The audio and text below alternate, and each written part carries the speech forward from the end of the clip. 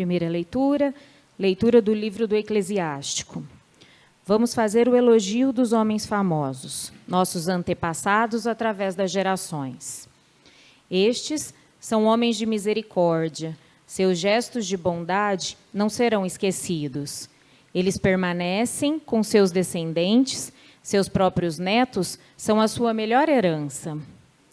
A descendência deles mantém-se fiel às alianças, e graças a eles, também os seus filhos. Sua descendência permanece para sempre, e sua glória jamais se apagará. Seus corpos serão sepultados na paz, e seu nome dura através das gerações. Os povos proclamarão a sua sabedoria, e a Assembleia vai celebrar o seu louvor. Palavra do Senhor. Graças a Deus.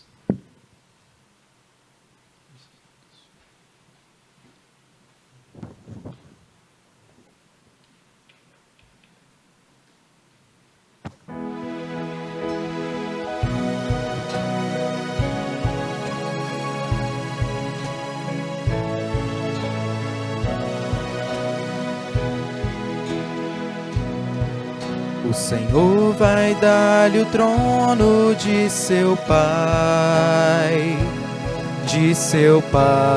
o rei Davi. O Senhor vai dar-lhe o trono de seu pai, o rei Davi.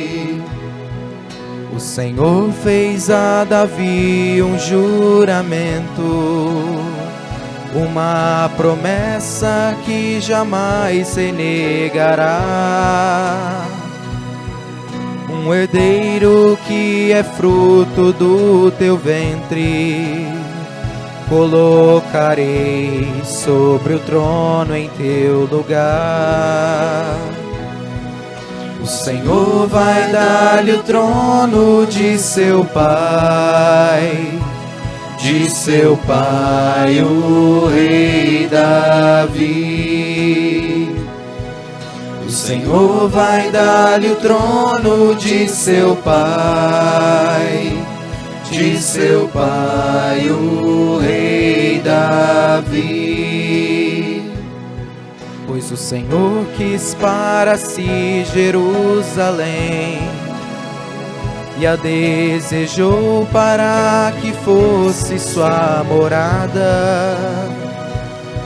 Eis o lugar do meu repouso para sempre. Eu fico aqui, este é o lugar que preferi. O Senhor vai dar-lhe o trono de seu pai, o rei Davi. O Senhor vai dar-lhe o trono de seu pai, o rei Davi. De Davi farei brotar um forte herdeiro, acenderei ao meu ungido uma lâmpada, cobrirei de confusão seus inimigos, mas sobre ele brilhará minha coroa. O Senhor vai dar-lhe o trono de seu pai, o rei Davi. O Senhor vai dar-lhe o trono de seu pai,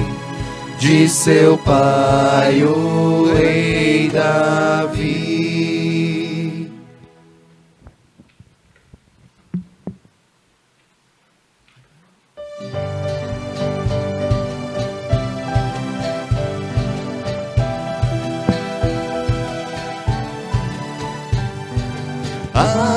Aleluia, aleluia, aleluia, aleluia, aleluia, aleluia. aleluia, aleluia, aleluia. Alguém do povo exclama: como é grande, ó Senhor, quem te gerou e alimentou. Jesus responde: ó mulher, pra mim é feliz quem soube ouvir a voz de Deus e tudo guardou. Aleluia, aleluia, aleluia, aleluia. Aleluia, aleluia, aleluia, aleluia. O Senhor esteja convosco. Ele está no meio de nós. Proclamação do Evangelho de Jesus Cristo, segundo Mateus.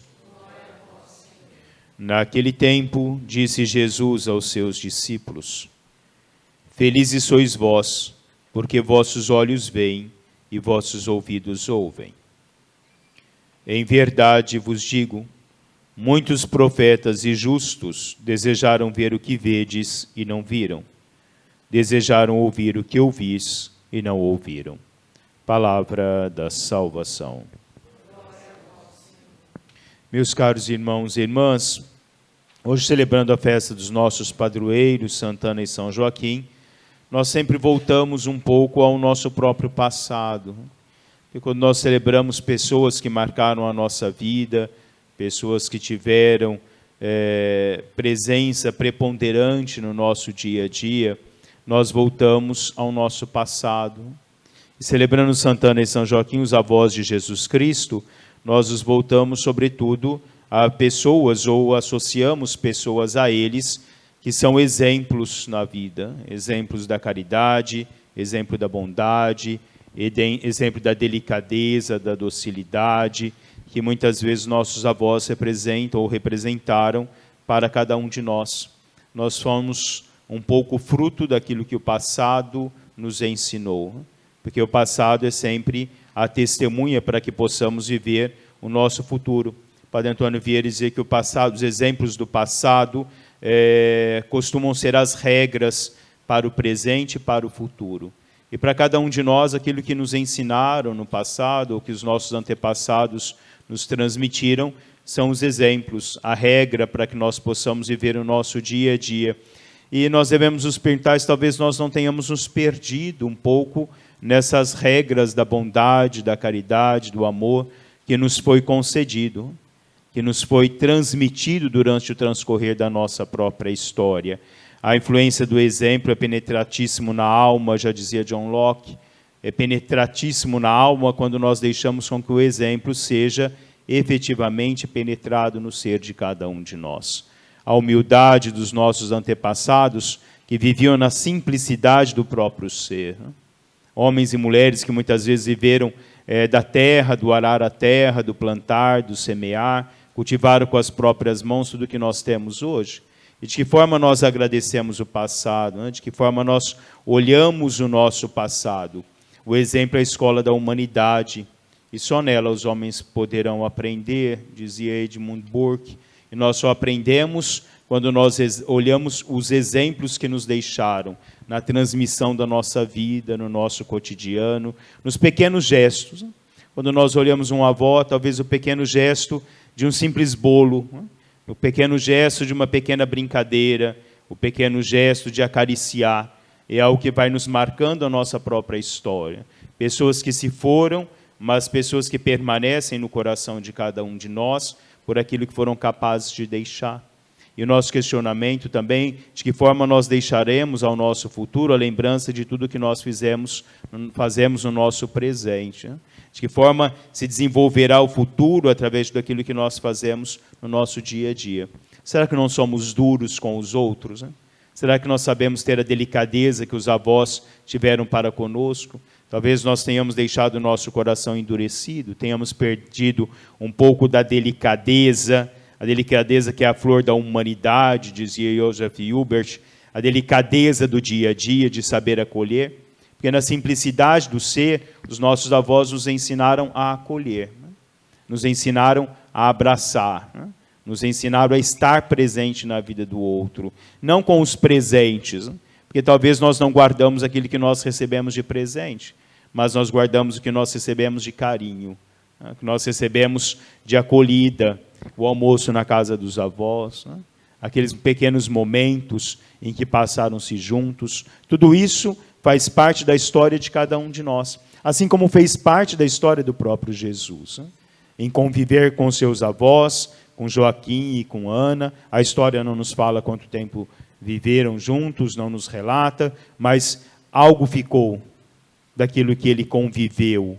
Algo ficou naquilo que ele anunciou e que ele tenha visto como exemplo do próprio passado dos seus avós. A fidelidade a Deus. Quando nós olhamos os nossos avós, nós devemos olhar também essa testemunha de um passado de pessoas que tinham a fé. Não uma fé intelectualizada, mas uma fé simples. Uma fé do povo, uma fé de alguém que pegava o seu rosário e ia rezar, a fé de alguém que se coloca na simplicidade diante de Deus, na sua devoção a Maria Santíssima. Clarice Lispector dizia que a saudade é a certeza de que o passado valeu a pena. E nós temos que ter a saudade de um passado que vale a pena, de um passado de pessoas que constituíram muito do que nós trazemos hoje, mas se olharmos pela ótica daquilo que nos deixaram na humildade, porque nós talvez temos nos transformando, ou estamos transformando aos poucos a humanidade em algo totalmente isolado do que nos ensinaram, do que nós trouxemos conosco no passado, do que está conosco no nosso dia a dia. O amor é um ato de fé, e todo aquele que tem pouca fé tem pouco amor.